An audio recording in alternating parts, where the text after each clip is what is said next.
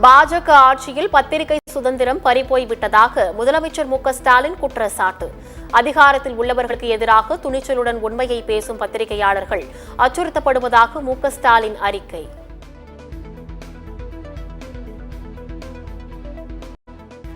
அரவிந்த் கெஜ்ரிவாலுக்கு இடைக்கால ஜாமீன் வழங்க உச்சநீதிமன்றம் பரிசீலனை.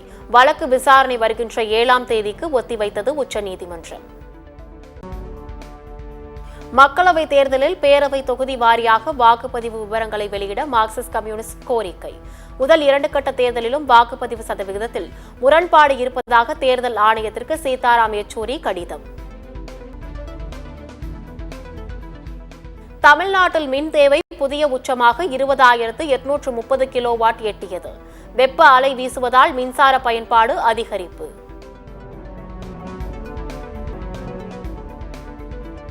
மே 7ஆம் தேதி தமிழகத்தில் வேலூர் உள்ளிட்ட 6 மாவட்டங்களில் மழை பெய்ய வாய்ப்பு.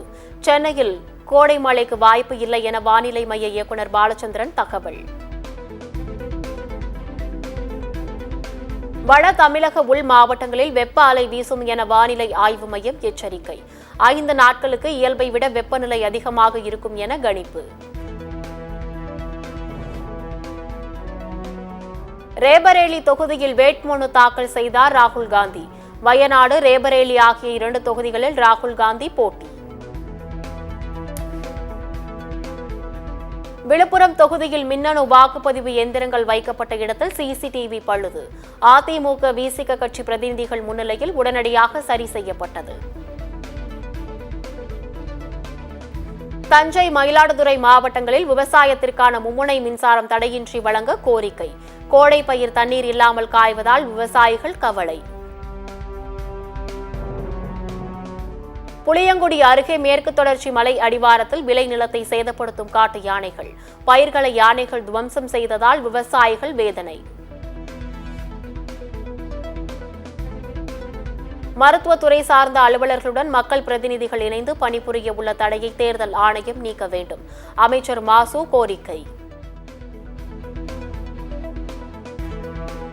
பாலியல் புகார் தொடர்பாக HD ரேவண்ணா மீது மேலும் புகார்கள் பதிவு. மீண்டும் முன்ஜாமீன் மனு தாக்கல் செய்தார் ரேவண்ணா.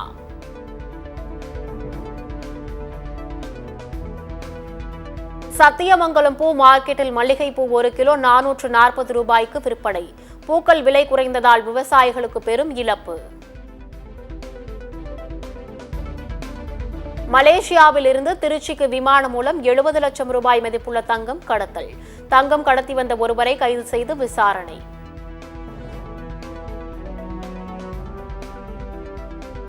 கென்யா நாட்டின் அணைகளுக்கு அருகில் வசிக்கும் மக்கள் அனைவரும் வெளியேறுமாறு அந்நாட்டு உள்துறை அமைச்சகம் எச்சரிக்கை. மழை வெள்ளத்தால் நிலச்சரிவு ஏற்பட்டதால் எச்சரிக்கை. டெஸ்ட், ஒருநாள் மற்றும் T20 போட்டிகளில் அணிகளுக்கான புதிய தரவரிசை பட்டியலை வெளியிட்டது ICC. ஒருநாள் போட்டிகளின் தரவரிசையில் முதலிடம் பிடித்தது இந்திய அணி.